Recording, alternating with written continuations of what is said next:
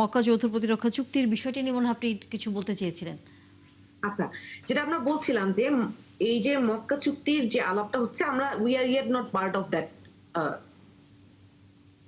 এই শোনা কন্ট্রাক্ট। যাচ্ছে। কিন্তু এটা নিয়ে আলোচনা হচ্ছে। সেটা পজিটিভ না নেগেটিভ বাংলাদেশের জন্য সেটা পর্যালোচনা করতে অবশ্যই সেটা সংসদে আলোচনা করতে হবে। কারণ এইটা আপনারা যেমন দেখছেন যে ভারত এটা নিয়ে কনসার্ন কিনা সেটা আমার কনসার্ন না। আমার কনসার্ন হচ্ছে বাংলাদেশ হিসেবে আমি এই চুক্তি থেকে কি পাবো এবং সেটা সংসদে আলোচনা হওয়ার আগে বাংলাদেশ সরকার সেই চুক্তিতে যাতে না ঢুকে সেইটা আমার দাবি থাকবে। এবং একই সাথে আপনি দেখেন এইটার সাথে যেই তিনটা দেশ আছে এরা কিন্তু মধ্যপ্রাচ্যে ইরানের সাথে যে যুদ্ধ সেই যুদ্ধের সাথে সম্পৃক্ত। এখন আপনি একটু আগে আমার ভাই বলছিলেন নেগোশিয়েট করলো কে? পাকিস্তান। এটা কিভাবে সম্পৃক্ত হয়? এর আগে আমি প্রশ্ন করিনি, আপনি উত্তর দেন। আপনাদের কাছে উত্তর জানার জন্যই তো প্রশ্নটা করা। তো এর আগে আপনি যেটা বলছিলেন যে ইসলামী রাষ্ট্রগুলোর সাথে সম্পর্ক স্থাপনে শহীদ রাষ্ট্রপতি জিয়াউর রহমান এবং বেগম খালেদা জিয়া চেষ্টা করেছে, আমরা সেটাকে অবশ্যই অ্যাপ্রিসিয়েট করি। এখন কিন্তু যখন ইরান যুদ্ধ হয় তখন কিন্তু আমরা দেখেছি যে ইসলামী রাষ্ট্রগুলোই একে অপরের সাথে বিবাদে জড়িয়ে পড়ছে এবং কিছু স্বার্থান্বেষী মহল এই ইসলামী রাষ্ট্রগুলোকে একে অপরের সাথে আসলে বিবাদে জড়িয়ে দিচ্ছে। সেই জায়গা থেকে আমরা যেটা অনুরোধ করব যে বাংলাদেশ যদি বেনিফিটেড হয় সেটা আলোচনা করেন সংসদে, কিন্তু যদি এমন হয় যে তাতে করে মধ্যপ্রাচ্যের যে লড়াই, যেই রাষ্ট্রগুলোর মধ্যে যে ইরান এবং মধ্যপ্রাচ্যের অন্যান্য দেশগুলোর মধ্যে যে লড়াই, সেই লড়াইয়ে যাতে বাংলাদেশ কোনোভাবেই ওই লড়াইয়ের মাঝখানে না পড়ে সেইটা যাতে সচেতন ভাবে আমরা সেই জিনিসটা খেয়াল রাখি, সেটা আমাদের দাবি। আপনি যেটা বলছেন, দেখেন, ভারতের রণধীর জসওয়াল বা ভারতের সরকার গত কয়দিন থেকে মাথা খারাপ হয়ে গেছে যে এখান থেকে বাংলাদেশকে দূরে রাখা যায় কিভাবে। এখন আপনারাও আসলে ওইদিকে নিয়ে যেতে চান বাংলাদেশকে। আপনারা কতগুলো হাইপ সৃষ্টি করেন যে এটা ইরান বিরোধী মানে একটা শক্তি। এটা ইরান বিরোধী নয়। আমাকে শোনেন আগে, আজকেও ইন্টারন্যাশনাল রিপোর্ট, ইরানকে নোটিফাই করা হয়েছে যে ওই এলাকার হরমুজ প্রণালী এবং আশেপাশের এলাকার নিরাপত্তা বিষয়গুলো কিভাবে নিয়ন্ত্রণ করা হবে সেই বিষয়ে এই দেশগুলো ইরানকে নোটিফাই করেছে। আর আপনার তথ্যগুলো ঠিক নয়, এগুলো আবেগাশ্রিত। সেটা হচ্ছে পাকিস্তান এখানে মেডিয়েশন করেছে এবং পাকিস্তানের পারমাণবিক শক্তি ছিল বলে ওখানে মেডিয়েশনটা করার ক্ষমতা পেয়েছিল। আর তুরস্ক একটা ন্যাটোভুক্ত দেশ, মুসলমান বিশ্বের একটা অন্যতম শক্তি, শুধু ইরানই একমাত্র মুসলমান বিশ্বের দেশ না। এবং এখানে তুরস্ক একটা বড় ভূমিকা রেখেছে আর সৌদি আরবও রেখেছে। এখন আমাকে বলতে দেন আগে, আমাদের কথা শোনে। আমি এই জিনিসটা লক্ষ্য করি যে আপনাদের মধ্যে কিছু ভুল ধারণা আছে যে বাংলাদেশকে একটা জোটে যেতে হবে, বাংলাদেশের শক্তি দরকার, আমাদের চীনের সহায়তা দরকার, আমাদের মার্কিন ছত্রছায়া দরকার। বাংলাদেশ যত এগুলো বাড়াবে আমাদের তত সুবিধা। তার কারণ আমরা রপ্তানি করি এক এক দেশ থেকে সামরিক সরঞ্জাম আনি, আমাদের সন্তানরা লেখাপড়া করতে যায়, আমাদের শ্রমিকরা সেই সব দেশে যায়। আমাদেরকে সেগুলো দেখতে হয়। আজকে ভারতের মতো একটা দেশের ক্ষেত্রে আপনি শুধু এটুকু চিন্তা করেন যে বাংলাদেশের মতো একটি সরকার, এত ছোট একটি রাষ্ট্র যার সামরিক ক্ষমতা সীমিত, সেটা এককভাবে সবকিছু করতে পারে না। আপনাদেরকে মাথায় এগুলো রাখতে হবে, আন্তর্জাতিক বিষয়গুলো মাথায় রাখতে হবে। তাদেরকে কোনো না কোনো জায়গায় যেখানে আমাদের সুবিধা হবে, যেখান থেকে আমি তেল আনতে পারবো, যেখানে আমার শ্রমিক বেশি রপ্তানি করতে পারবো, যেখানে আমি পোশাক বেশি রপ্তানি করতে পারবো, আমি সেসব দেশের সাথে যাব। আমাকে চীন যে সমস্ত সুবিধা দিচ্ছে সেজন্য আমাকে চীনের সাথে জোটবদ্ধতা যেতে হয়, লাগবে সেটাও আমরা যাব। করলে কি আমাদের সাথে চীনের সম্পর্ক কেমন হবে? কোনো সমস্যা নেই। চীন পাকিস্তানের অন্যতম বন্ধু, সৌদি আরবের বন্ধু, তুরস্কের বন্ধু, এবং চীন এই জোটটাকে স্বাগত জানিয়েছে। আপনি কি জানেন যে চীন মানে আপনার এখন যে অরুণাচলের সীমান্তে যে সেনা মোতায়েন করেছে, সেখানে তার অত্যাধুনিক J-20 স্টিল বিমান যে মোতায়েন করেছে, এবং এটা তো আপনি খবরে পড়েছেন। তো এগুলো করছে কেন?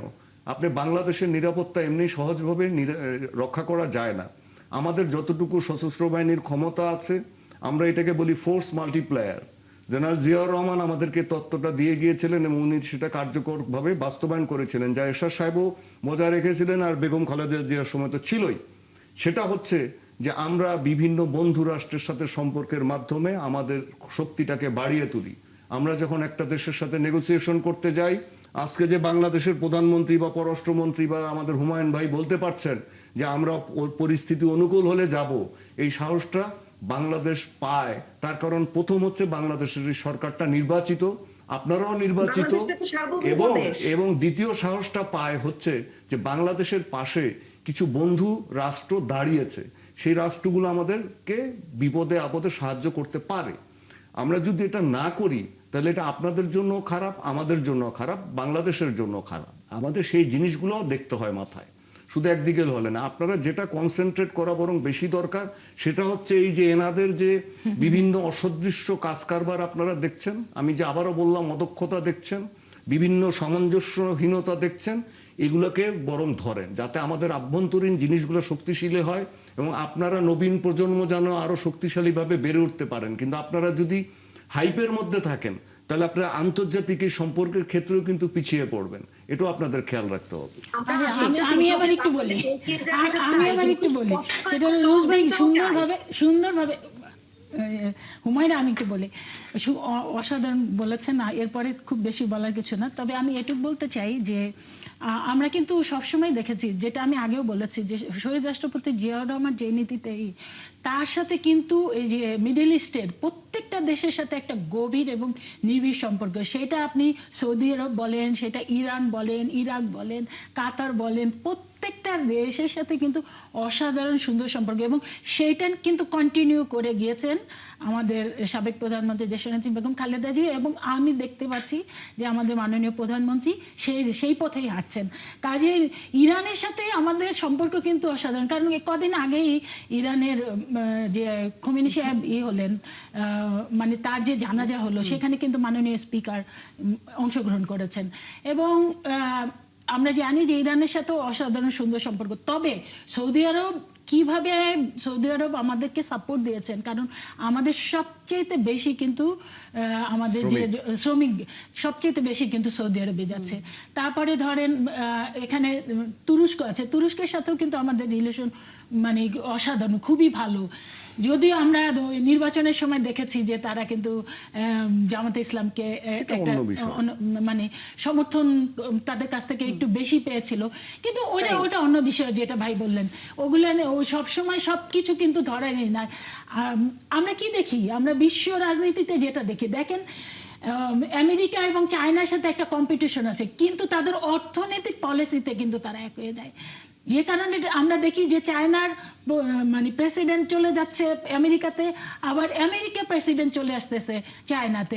ভারতের সাথে তো যখন তখন যুদ্ধ লেগে যায়, যখন তখন বর্ডারে মানে ভয়ঙ্কর রূপ ধারণ করে, কিন্তু তারপরে আমরা দেখতে পাচ্ছি যে ভারতের প্রধানমন্ত্রী চায়না যাচ্ছে। চায়না কারণ কি, আপনার একটা হচ্ছে রাষ্ট্র টু রাষ্ট্রের একটা সম্পর্ক, আবার এর ভিতরে আপনার এই যে বাণিজ্যিক যে সম্পর্ক, এখন পৃথিবীতে কিন্তু সবচেয়ে বড় হয়েছে অর্থনীতি, কে কত বেশি বেনিফিট নিতে পারবে কোন রাষ্ট্র থেকে, সেই জায়গায় কিন্তু অন্য ধরনের একটা পলিসি মেনটেন করতে হয়।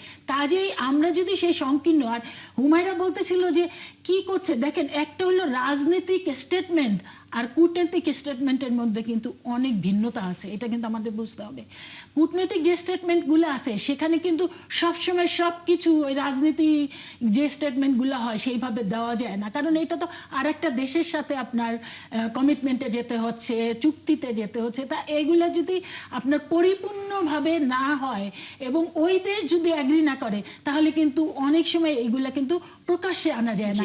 কাজে এই জায়গাগুলা ওরা যেইভাবে চাচ্ছে সেইটা কিন্তু অনেক সময় দেওয়া না যেতে পারে। তবে এটা ঠিক যে পার্লামেন্টে এটা নিয়ে, কারণ সকল আলোচনার মূল কেন্দ্রবিন্দু হবে পার্লামেন্ট, কিন্তু এই জায়গায় কিন্তু আমরা দেখি পার্লামেন্টে কিন্তু সরকারি দল বিরোধী দল, আপনারা দেখেছেন এই যে গত পরশুদিন যে প্রেসিডেন্ট ইলেকশন হলো, ভীষণ প্রতিদ্বন্দ্বিতাপূর্ণ ইলেকশন হলো।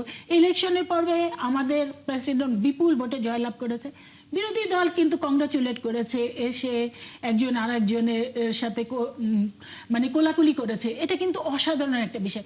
কাজেই আমি মনে করি যে হ্যাঁ, বিরোধী দল এটা নিয়ে ডিসকাস করতেই পারে, সেখানে তো আমি দেখি না।